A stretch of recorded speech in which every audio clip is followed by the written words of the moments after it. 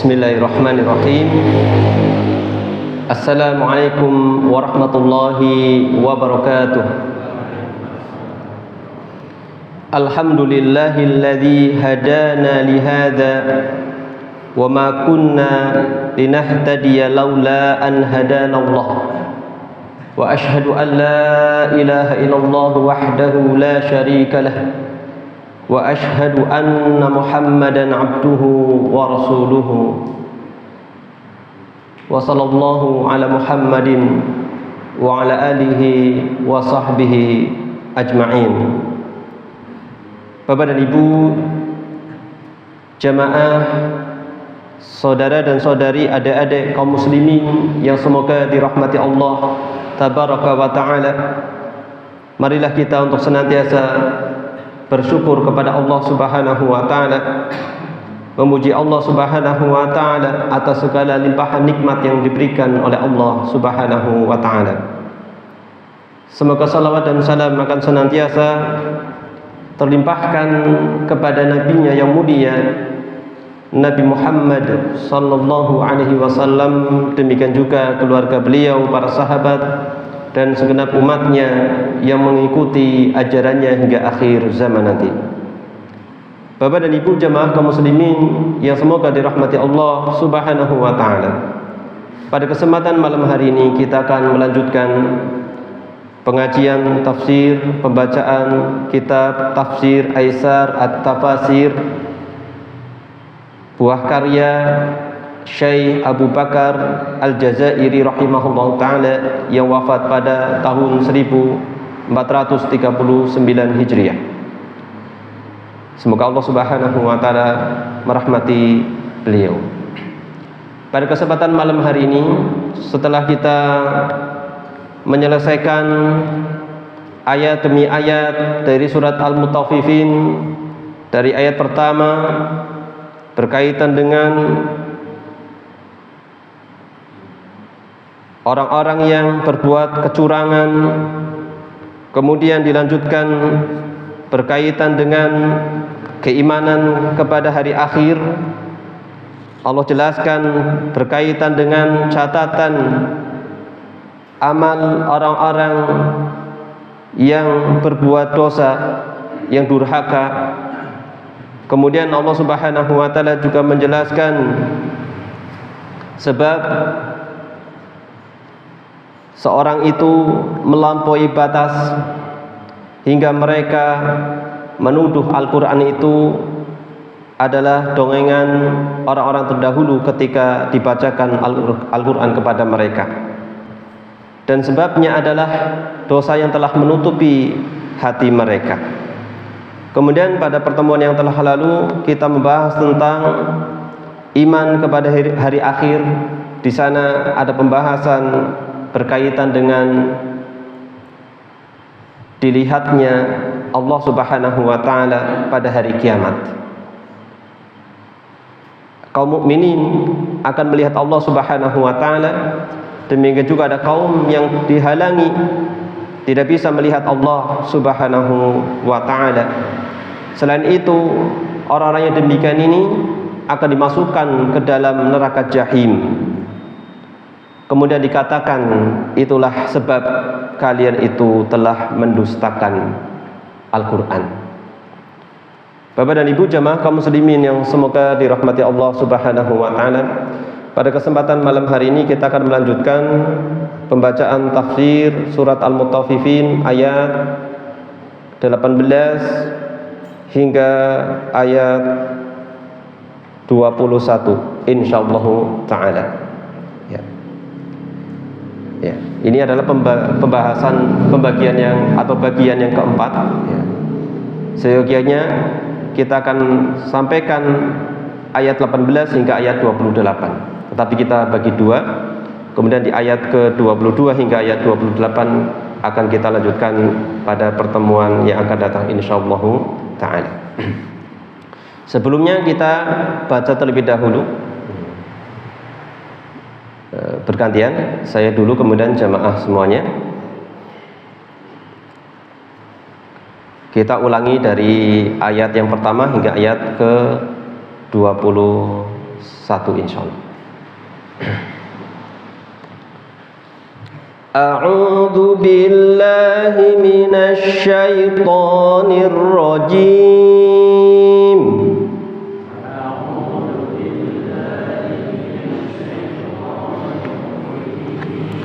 Bismillahirrahmanirrahim.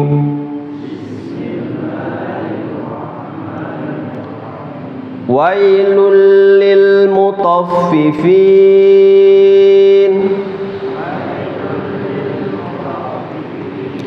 alladzina idza iktalu 'alan nasi yastawfun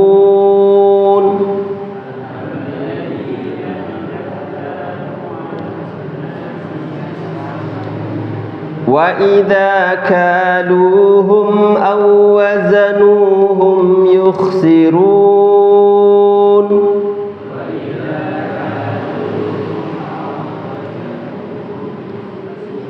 Ala yadhunnu ulaika annahum mab'utsun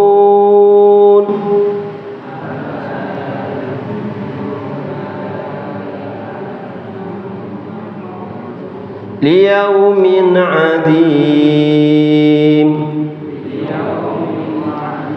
yauma yaqumun nasu lirabbil 'alamin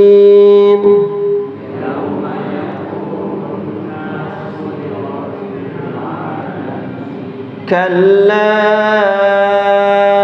inna kitabal fujjari lafi sijjin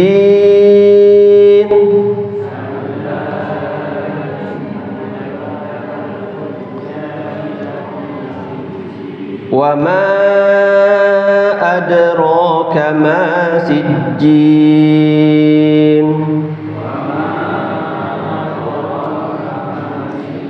kitabun marqum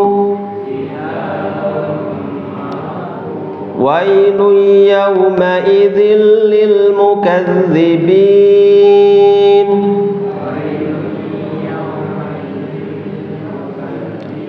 alladzina yukazzibuna biyaumiddin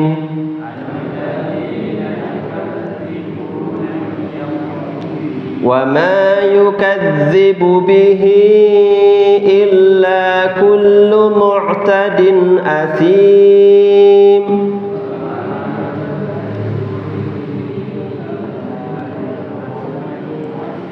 idza tutla alaihi ayatuna qala asatirul awwalin.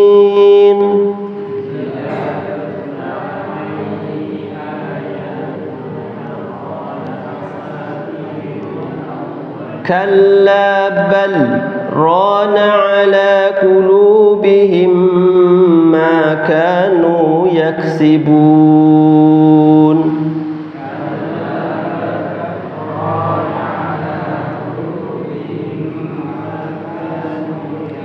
Kalla innahum an rabbihim yawma idzin lamahjubun.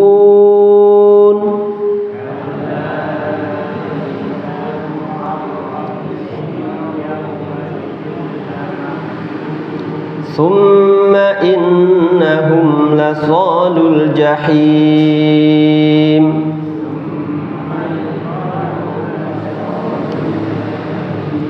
ثم يقال هذا الذي كنتم به تكذبون.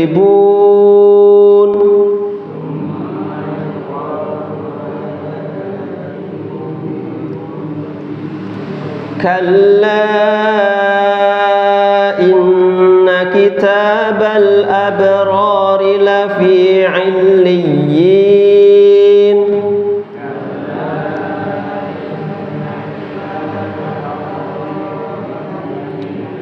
وما أدراك ما عليون.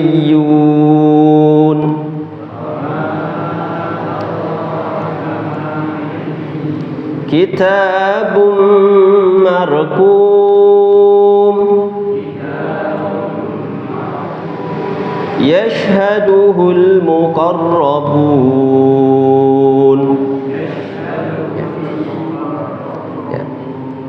Kita cukupkan sampai ayat 21 dulu insyaallah.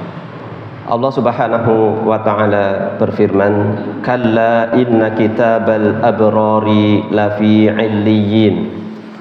Sekali-kali tidak, sesungguhnya kitab orang-orang yang berbakti itu tersimpan dalam 'illiyin.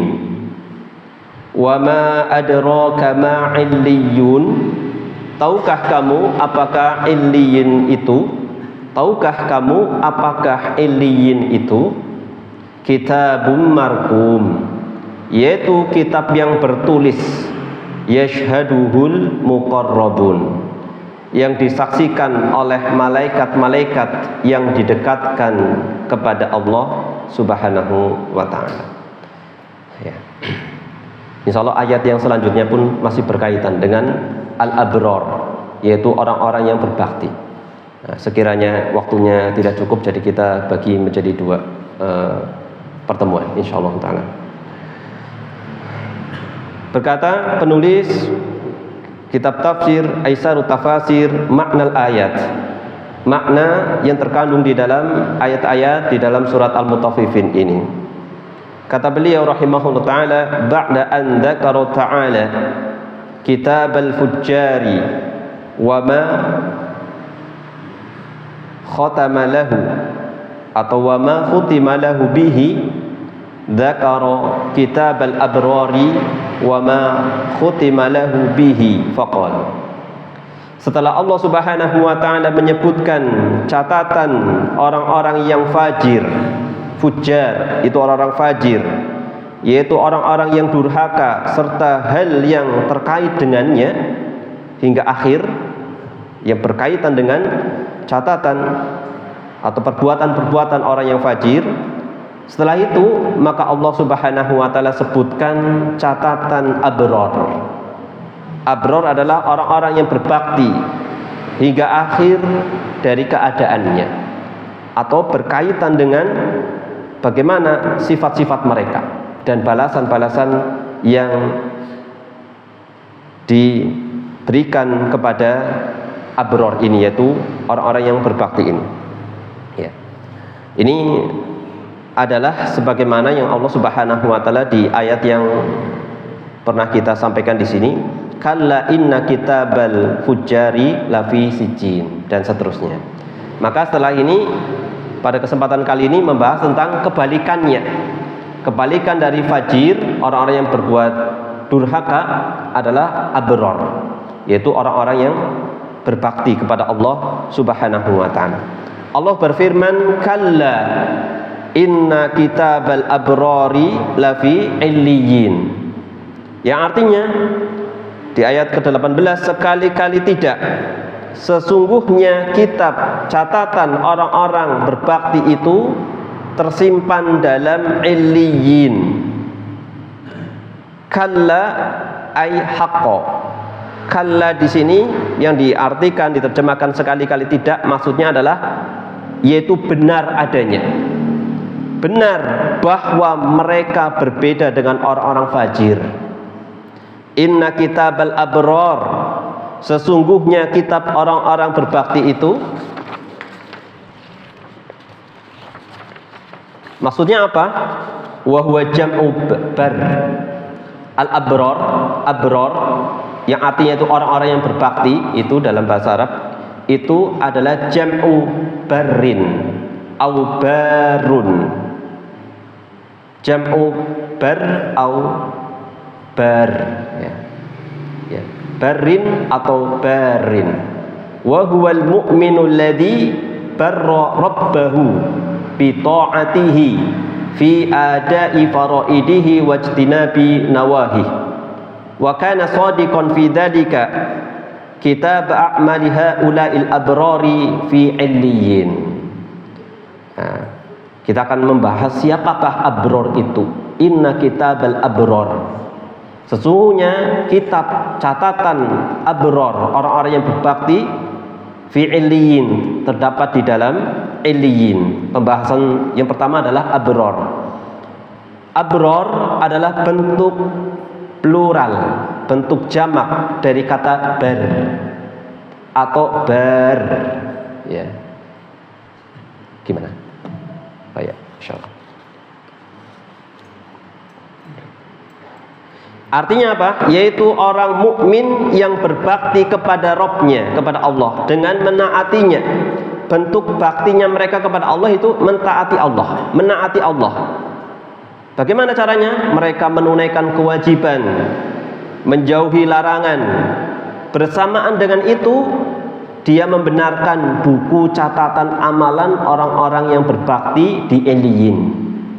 Mereka menaati Allah, menunaikan kewajiban dan menjauhi larangan. Mereka beriman, meyakini apa yang dilakukan berupa kebaikan-kebaikan tersebut, kebajikan-kebajikan tersebut itu nanti tercatat di mana? Di illiyin. Ada catatan amalan mereka yang tersimpan nanti di illiyin. Yaitu dia meyakini bahwa tempat kembali mereka itu menuju illiyin. Ya, berbeda dengan sijin. Illiyin adalah lawan kata dari sijin, kondisinya berbeda. Kalau sijin untuk siapa? Fujar, orang-orang yang berbuat dosa, yang melampaui batas, yang mendustakan Allah. Adapun illiyin untuk orang-orang yang beriman. Ya. Wa ma adra kama illiyin. Tahukah kamu apakah illiyin itu? Sekarang pembahasannya, kalau tadi abrornya, orangnya, sekarang illiyinnya itu apa? Bahkan ini kita ditanya oleh Allah Subhanahu wa ta'ala, wa ma adraka ma illiyun. Ya. Tahukah kamu apakah illiyin itu? Wa ma adraka ya Rasulana ma illiyun annahu maudi'un fi a'lal jinani.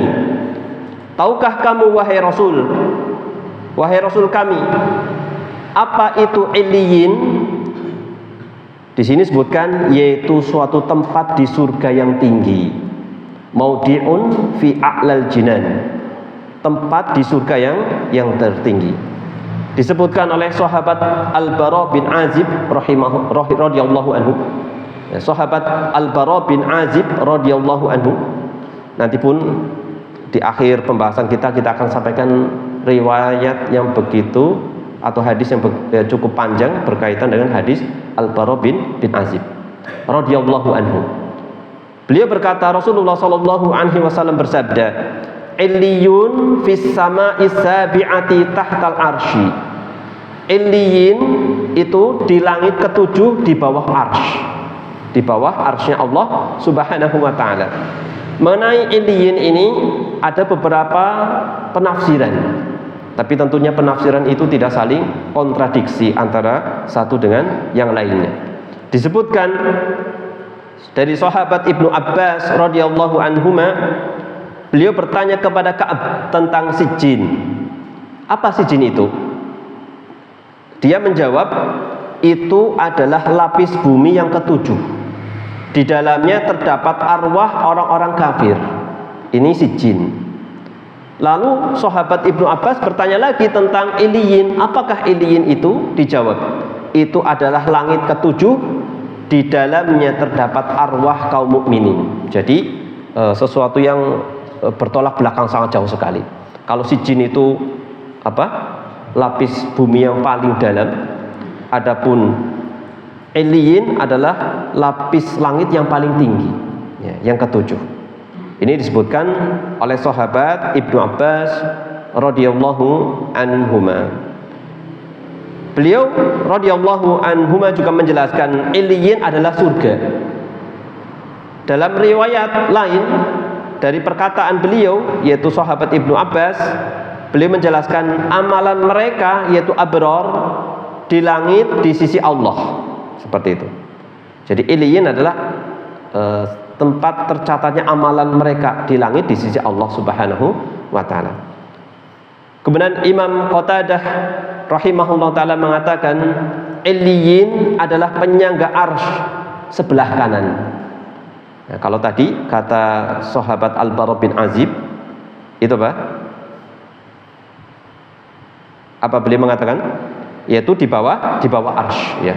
Di langit ketujuh di bawah arsy. Imam Qatadah rahimahullah taala mengatakan Iliyin adalah penyangga arsy sebelah kanan. Selainnya menjelaskan Iliyin di sisi Sidratul Muntaha. Ini kalau mendengar kata Sidratul Muntaha maka kita ingat sebuah peristiwa yang sangat besar sekali, yaitu peristiwa apa? Isra Mi'raj. Secara zahir yang tampak dari makna Iliyin adalah bahwa Iliyin diambil dari kata ulu. Ulu itu adalah tinggi. A'la, ali, ulu itu sama. Iliyin dari ain, lam, ya, wawu, ya. Ulu yaitu yang artinya tinggi. Menunjukkan apa? Setiap kali sesuatu itu tinggi dan naik, maka semakin besar dan meluas. Itu kurang lebih pendekatan secara makna bahasa dari kata Iliyin. Kemudian Allah Subhanahu wa taala berfirman menguatkan apa yang ditulis untuk mereka. Kitabum marqum. Ya. Seakan-akan Allah Subhanahu wa taala sedang menjelaskan Iliyin itu apa? Kitabum marqum, yaitu kitab yang bertulis. Disebutkan di sini yuridu kitab al-abrar al-maudu' fi Iliyin kitabum marqum bi amanin minallahi li sahibihi minan nar wal fauzi bil jannati. Yang dimaksud adalah kitab catatan orang-orang yang berbakti yang diletakkan di Iliyin. Jadi kalau penjelasan ini menunjukkan apa? Catatan amalan orang-orang yang berbakti itu disimpan di sebuah tempat yang bernama Iliyin. Seperti itu. Kitab yang tercatat, walalam apa tersusun, apa tercatat semuanya rapi seperti itu. Ya. Berisi keamanan dari Allah. Ya, jadi tersimpan dengan aman. Di situ Allah Subhanahu wa taala memberikan jaminan kepada pemilik catatan amalan tersebut yang tersimpan di Iliyin terjaga dari ancaman siksa neraka dan dia dijamin beruntung dengan mendapatkan surga. Bapak dan Ibu jamaah kaum muslimin yang semoga dirahmati Allah Subhanahu wa taala. Kemudian Allah Subhanahu wa taala menjelaskan lagi, yashhaduhul muqarrabun.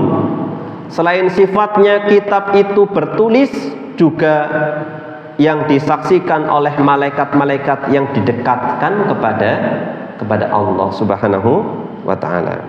Jadi Illiyin itu adalah kitabun marqum, kemudian disaksikan oleh malaikat-malaikat yang didekatkan kepada Allah Subhanahu wa taala.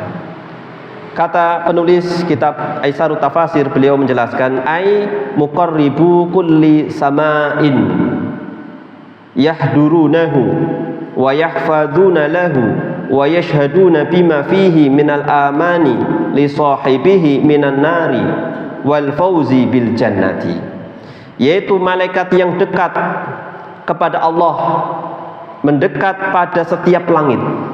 Malaikat-malaikat yang kedudukannya itu dekat dengan Allah, mereka berada pada setiap langit, menghadirinya, menjaga untuknya, dan menyaksikan apa yang terkandung di dalamnya. Berupa apa?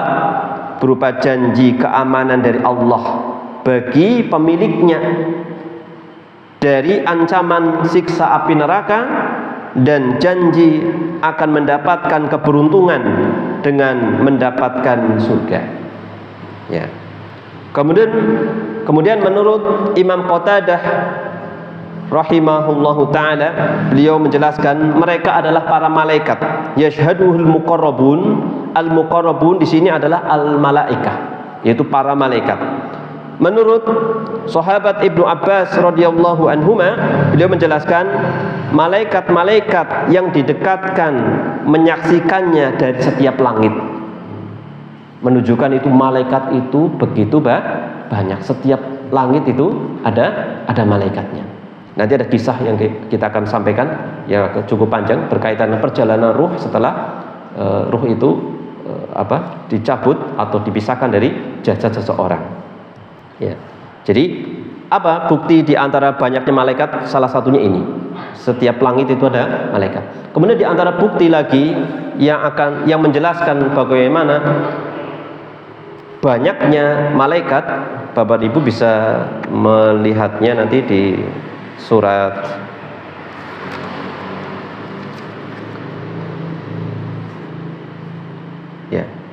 di surat At-Tur ataupun juga surat An-Najm.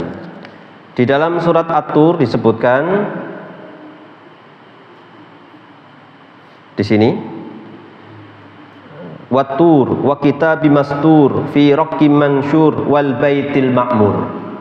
Ya. Di langit sana itu ada Baitul Ma'mur, ada Baitul Ma'mur.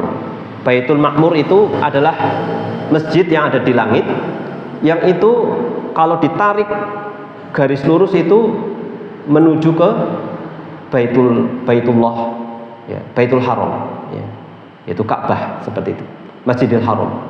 Ya. Di sana Rasulullah melihat Nabi Ibrahim sedang bersandar, ya, di tiang Baitul Ma'mur. Mengapa Nabi Ibrahim itu bersandar? Leha-leha seperti itu. Mengapa? Mengapa? Anak kecil? Bukan. Karena balasan itu sesuai dengan amal perbuatan. Ya. Masjidil Haram atau Ka'bah yang membangun itu siapa?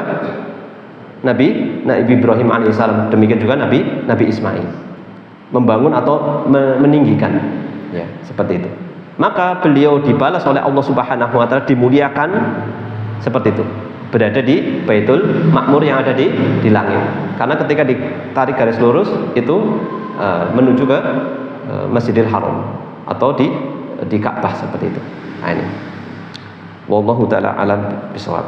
Kemudian Rasulullah sallallahu alaihi wasallam didampingi malaikat Jibril, ya, melihat ke Baitul Ma'mur. Setiap harinya dimasuki oleh para malaikat, yaitu sekali masuk itu 70.000 malaikat. Berapa? 70.000 malaikat. Mereka tawaf, sholat di Baitul Ma'mur yang di langit tersebut. Setelah itu keluar dan tidak pernah kembali lagi ke situ. Setiap hari. Ayo. Berapa kali lipatnya apa? Berapa jumlahnya malaikat? Tidak ada yang mengetahui jumlah malaikat kecuali Allah Subhanahu wa taala. Ya, bisa juga dilihat dalam surat Al-Muddatsir Bapak Ibu. Surat Al-Muddatsir bisa dilihat.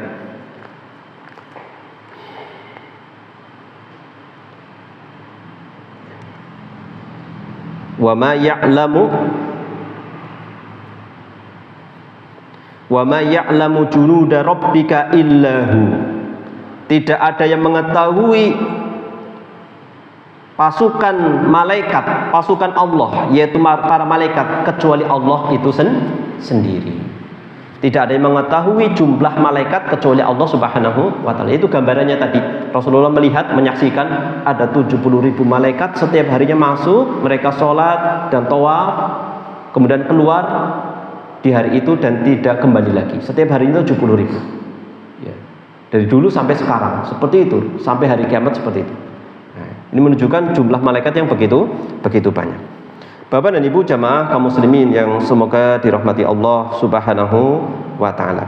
Kemudian sebagai penutup kita sampaikan sebuah hadis dari Al-Bara bin Azib, sahabat Al-Bara bin Azib yang diriwayatkan oleh Imam Ahmad tentang kematian hingga alam barzakh. Ini perjalanan ruh ya, setelah dicabut berpisah dari jasadnya.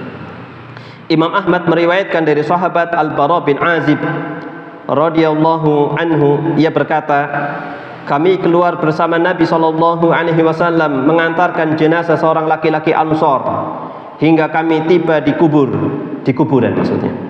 Ketika jenazah itu telah diletakkan di liang lahat, Rasulullah sallallahu alaihi wasallam duduk dan kami pun duduk di sekeliling beliau. Kami terdiam sangat tenang, seakan-akan di kepala kami ada burung yang hinggap. Di tangan Nabi terdapat potongan kayu yang beliau ketuk-ketukan ke tanah. Nabi mengangkat kepala beliau dan bersabda, Ista'idhu billahi min adabil qabri. Mintalah perlindungan kepada Allah dari azab kubur. Beliau mengucapkan itu 2 atau 3 kali. Kemudian beliau bersabda, sesungguhnya seorang hamba yang beriman, jika menjelang berakhir masa kehidupan di dunia dan hendak menuju akhirat, malaikat-malaikat di langit turun kepadanya. Malaikat-malaikat itu wajahnya putih bersinar bagaikan matahari. Mereka membawa kafan dari surga dan hanut, sejenis wewangian untuk mayat dari surga. Hingga mereka duduk di sisi hamba itu sejarak pandangan mata dekat dengannya. Kemudian datanglah malaikat maut. Jadi yang lebih tepat itu malakul maut, malaikat maut. Bukan apa? Malaikat Israfil, yaitu penamaan yang kurang kuat secara dalilnya. Lebih tepat itu malaikat maut gitu. Datanglah malaikat maut alaihi salam hingga duduk di dekat kepalanya dan berkata, Ayyatuhan nafsu tayyibah, ukhruji ila maghfirati minallahi wa ridwan. Wahai jiwa yang baik, keluarlah menuju ampunan dari Allah dan keriduannya. Maka keluarlah ruh itu mengalir bagaikan aliran tetesan air dari penampungan air minum. Kemudian diambillah ruh itu oleh malaikat maut. Tidak sampai sekejap mata berada di tangannya, segera diletakkan dalam kafan dan diberi hanut dari surga itu. Keluarlah darinya bau harum semerbak bagaikan misk kasturi terbaik yang pernah ditemukan di muka bumi. Kemudian para malaikat itu naik dengan membawa ruh itu ke langit. Ya. Sekarang bagaimana selanjutnya? Tidaklah berpapasan dengan sekelompok malaikat kecuali malaikat yang dilewatinya berkata, mahadar ruhu thayyib, ruh siapakah yang baik ini, saking harumnya. Mereka berkata, fulan bin fulan, fulan ibnu fulan, fulan bin fulan, itu adalah fulan bin fulan, disebutkan dengan nama terbaik yang diberikan nama untuknya di dunia. Hingga sampai di langit dunia, para malaikat pembawa ruh itu meminta dibukakan pintu langit dunia. Maka dibukakanlah untuk mereka. Kemudian ruh itu diiringi oleh para malaikat yang berada dekat dengan lapisan langit setelahnya. Demikian terus berlangsung hingga langit yang ketujuh. Jadi ruhnya orang yang beriman itu sampai ke langit yang ketujuh.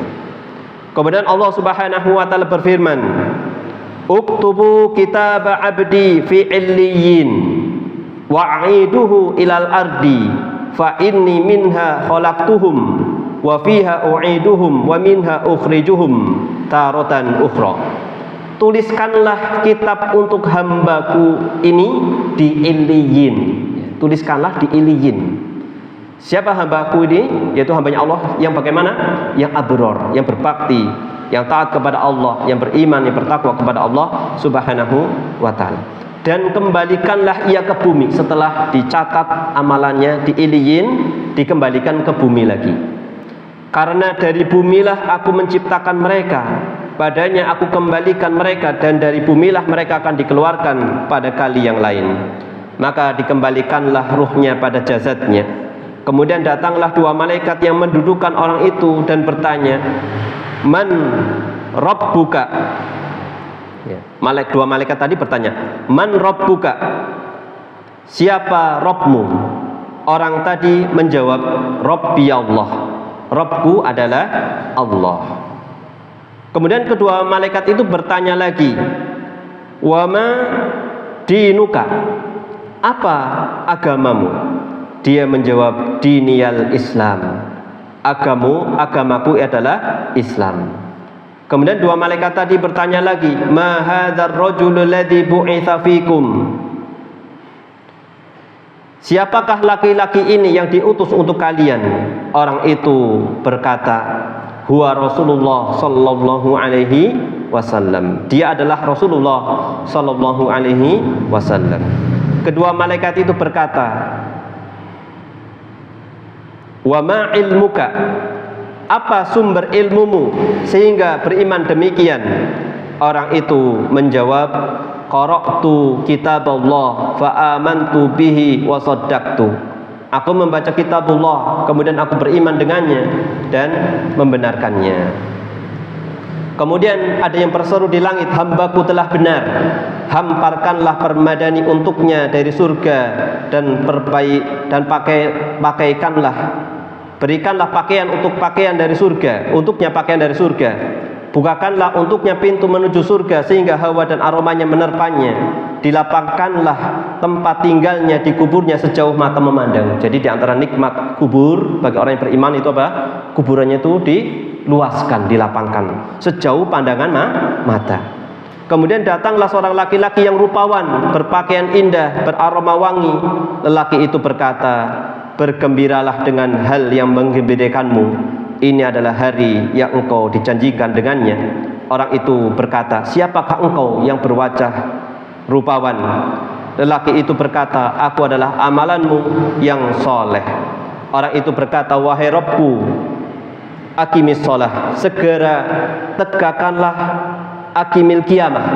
Segera tegakkanlah kiamat hingga aku bisa segera kembali pada keluargaku yang beriman dan juga bidadari dari para pembantu di surga serta harta-hartaku di surga.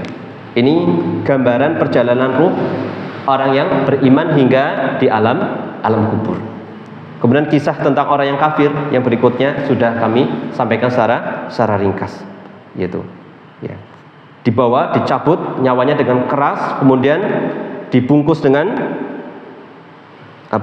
kain kafan yang berbau busuk, kemudian dibawa malaikat ke langit. Ya, sepanjang itu malaikat itu merasakan aromanya tidak sedap. Maka siapa dia ini? Kok bau busuk sekali? Fulan bin Fulan, disebutkan dengan nama yang paling buruk. Kemudian sampailah di langit dunia. Ternyata apa? Langit dunia tidak mau terbuka, ya, tidak dibukakan untuk orang tersebut. Sebagaimana Allah Subhanahu wa taala berfirman, "La tufattahu lahum abwabus samai wa la yadkhulunal jannata hatta yalijal jamal fi sammil khiyat." Tidaklah dibukakan untuk mereka pintu-pintu langit dan mereka tidak akan masuk surga hingga unta masuk ke lubang jarum. Maknanya adalah tidak mungkin. Setelah itu dilemparkan ke bumi. Kemudian ditanya oleh dua malaikat dan seterusnya, "Siapa Rabbmu? Apa agamamu? Dan siapa laki-laki ini yang diutus untukmu?" Semua pertanyaan itu dijawab dengan la adri, aku tidak tahu. Kemudian apa? Dia diberikan siksaan berupa azab kubur. Diberikan hamparan permadani dari neraka, dibukakan pintu neraka sehingga ia bisa merasakan hawa panasnya, dihimpitkan kuburnya, menghimpit hingga tulang-tulangnya rusuknya berantakan. Kemudian didatangi seorang yang berwajah buruk, berpakaian buruk, berbau busuk, berkata hal-hal yang membuatmu bersedih. Ini adalah harimu yang sebelumnya telah dijanjikan untukmu. Orang itu berkata, siapakah engkau? Maka orang tadi menjawab, aku adalah amalanmu yang buruk. Maka orang kafir tadi mengatakan, ya Robku, janganlah engkau tegakkan hari kiamat. Karena dia tahu konsekuensi dari ditegakkannya hari kiamat. Wallahu ta'ala a'lam bishawab. Bapak Ibu jemaah kaum muslimin yang semoga dirahmati Allah Subhanahu wa taala, ini yang bisa disampaikan mudah-mudahan bermanfaat. Tadi hadis tadi adalah tambahan dari penguat berkaitan dengan iliyin, yaitu tempat tersimpannya catatan-catatan bagi orang-orang yang berbakti kepada Allah Subhanahu wa taala. Semoga kita semua diberikan keberuntungan di dunia maupun di akhirat. Semoga Allah Subhanahu wa taala menerima amal ibadah kita dan mengampuni segala dosa-dosa kita dan memperbaiki keadaan kita baik urusan dunia maupun agama kita. Demikian Bapak Ibu yang disampaikan, mohon maaf apabila ada hal yang kurang berkenan. Terima kasih atas perhatian. Kita akhiri pengajian pada malam hari ini dengan membaca doa kafaratul majlis. Subhanakallahumma bihamdika asyhadu an la ilaha illa anta astaghfiruka wa atubu ilaik. Sallallahu ala Muhammadin wa ala alihi wa sahbihi wa baraka wa salam. Akhirul kalam alhamdulillahi rabbil alamin. Wassalamualaikum warahmatullahi wabarakatuh.